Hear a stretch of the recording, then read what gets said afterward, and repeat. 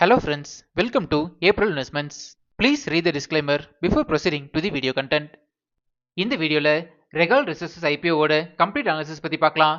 இந்த company 2012ல incorporate பண்ணிருக்காங்க and இவங்க maize based specialty products manufacturing, selling and marketing businessல இருக்காங்க.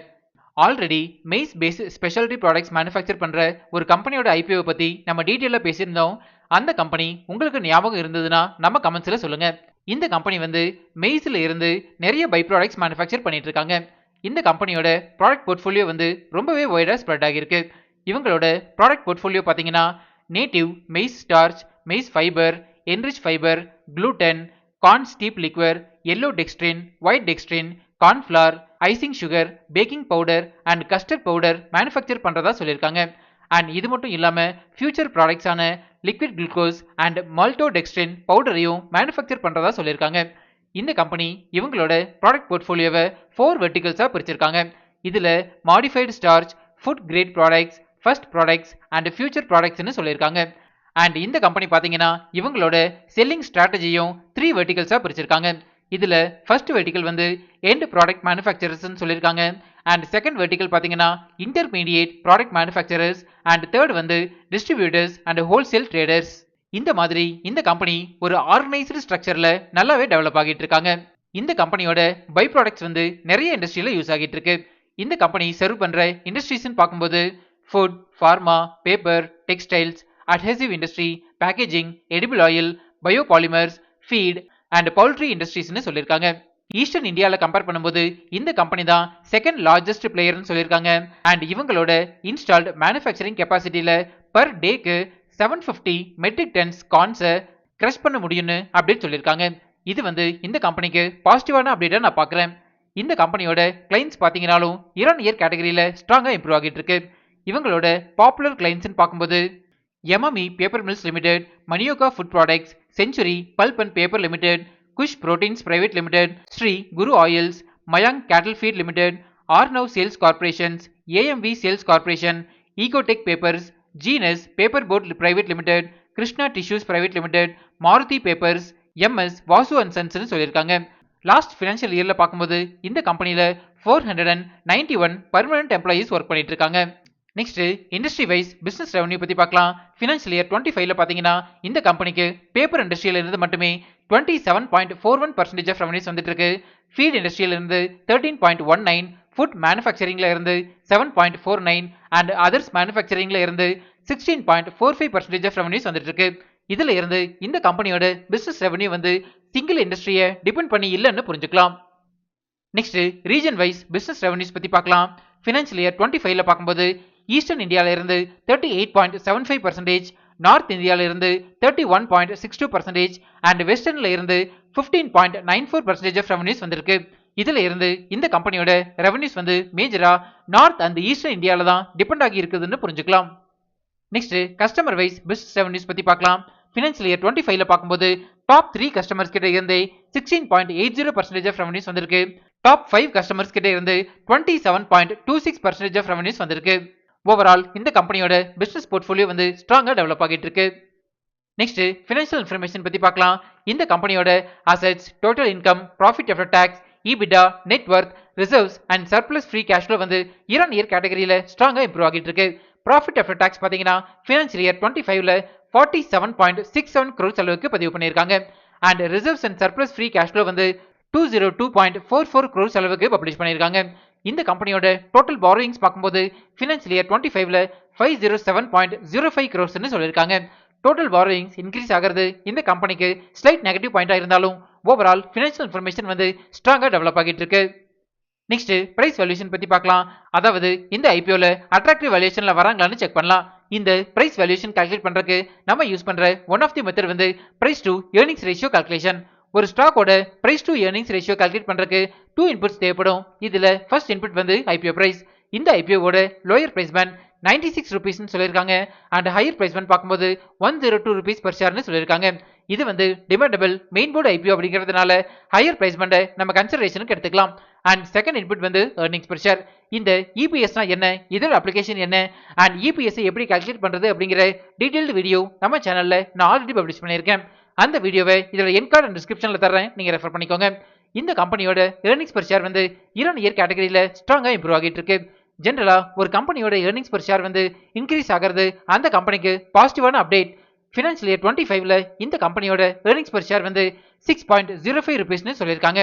இந்த ரெண்டு இன்புட்ஸை யூஸ் பண்ணி ஸ்டாக்கோட PE ரேஷியோ கால்குலேட் பண்ணீங்கன்னா 16.86 வரும்.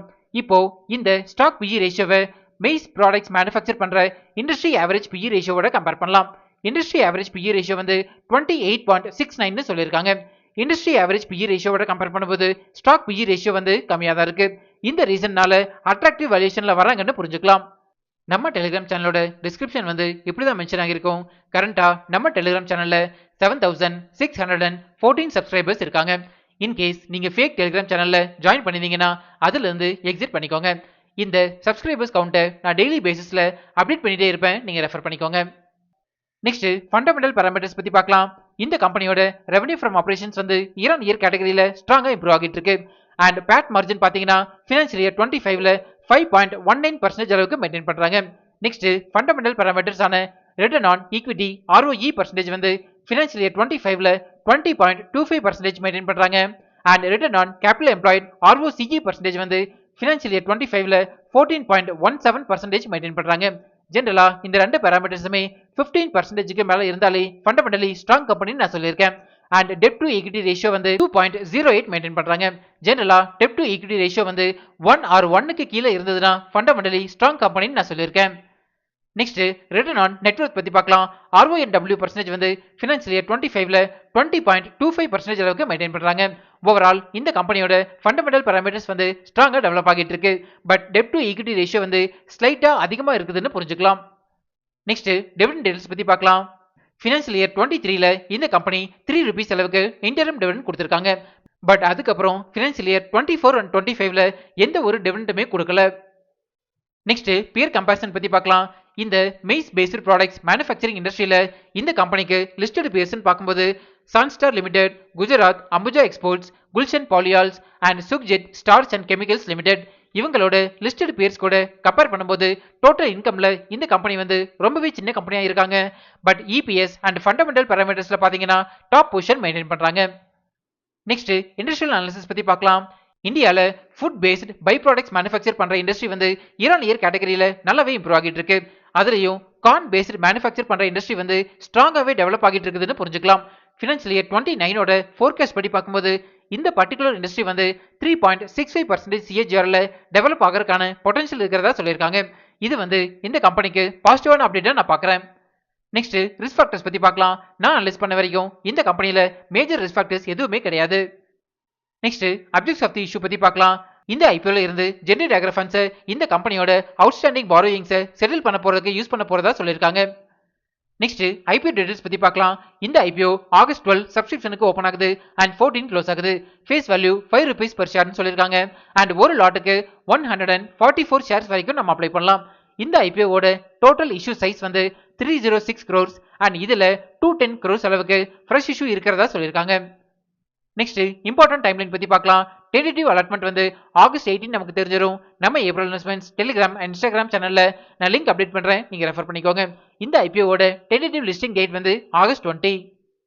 நெக்ஸ்ட் ப்ரொமோட்டர் ஹோல்டிங் பத்தி பார்க்கலாம். ப்ரீ இஷ்யூ ஷேர் ஹோல்டிங் வந்து 90.52% அளவுக்கு மெயின்டைன் பண்ணியிருக்காங்க. அண்ட் போஸ்ட் இஷ்யூ ஷேர் ஹோல்டிங்கை பத்தி எந்த ஒரு அப்டேட்டுமே கொடுக்கல. போஸ்ட் இஷ்யூ ஷேர் ஹோல்டிங் வந்ததுமே நம்ம டெலிகிராம் சேனல்ல நான் அப்டேட் பண்றேன். யூசுவலா போஸ்ட் இஷ்யூ ஷேர் ஹோல்டிங் வந்து 75%க்கு கீழே இருந்ததுன்னா ஸ்டாக் லிஸ்ட் ஆகி 1 இயருக்கு அப்புறம் ஸ்ட்ராங் செல்லிங் பிரஷர்ல வராதுன்னு புரிஞ்சுக்கலாம். ஃபைனலா ரெகால் ரிசர்ச் ஐபிஓக்கு ஏப்ரல் இன்வெஸ்ட்மெண்ட்ஸோட ரிப்போர்ட் கார்டு பத்தி பார்க்கலாம். கம்பெனி போர்ட்ஃபோலியோ அண்ட் ஃபினான்ஷியல் ரிசல்ட்ஸுக்கு பாசிட்டிவ் ரேட்டிங் கொடுத்திருக்கேன். ஃபண்டமெண்டல்ஸுக்கு நியூட்ரல், பிரைஸ் வேல்யூஷனுக்கு positive rating, peer comparison and issue டைப்புக்கு நியூட்ரல் ரேட்டிங் கொடுத்திருக்கேன். அண்ட் பிசினஸ் ரிஸ்க் ஃபேக்டர்ஸுக்கு பாசிட்டிவ் ரேட்டிங் கொடுத்திருக்கேன். கரண்டா இந்த ஐபிஓ வந்து 22 ரூபீஸ் பாசிட்டிவ் ஜிஎம்பில ட்ரேட் ஆகிட்டு இருக்கு. அதாவது 21% அளவுக்கு லிஸ்டிங் கெயின் கொடுக்கறதுக்கான சான்சஸ் அதிகமாகவே இருக்கு. பட் இந்த ஜிஎம்பி வேல்யூ வந்து நிஃப்டி 50யோட ஃபிளக்சுவேஷன்ஸ்க்கு ஏற்ற மாதிரி மாடிஃபை ஆகும்னு புரிஞ்சுக்கலாம். இந்த ஜிஎம்பி வேல்யூவோட டைம் டு டைம் அப்டேட்ஸை நம்ம டெலிகிராம் சேனல்ல நான் ஷேர் பண்ணிட்டே இருப்பேன், நீங்க ரெஃபர் பண்ணிக்கோங்க. ஃபைனலா நான் வந்து இந்த ஐபிஓல என்னோட ஃபேமிலி மெம்பர்ஸோட 4 டிமேட் அக்கௌண்ட்ல இருந்தமே நான் அப்ளை பண்ண போறேன். நீங்க இந்த ஐபிஓல அப்ளை பண்ண போறீங்களா இல்லையா அப்படிங்கறத நம்ம கமெண்ட்ஸ்ல சொல்லுங்க. இப்போ நம்ம சேனல் வந்து இன்ஸ்டாகிராம்லயும் ஆக்டிவா இருக்கும். ஸ்க்ரீனில் தெரியிற இந்த லிங்கை ஸ்கேன் பண்ணி இன்ஸ்டா சேனலில் ஃபாலோ பண்ணிக்கோங்க. இன்ஸ்டாகிராமில் உங்களோட டவுட்ஸ் அண்ட் பர்சனல் மெசேஜஸை எனக்கு டைரெக்டாகவே சென்ட் பண்ணுங்கள். நம்ம இன்ஸ்டாவில் டிஸ்கஸ் பண்ணலாம்.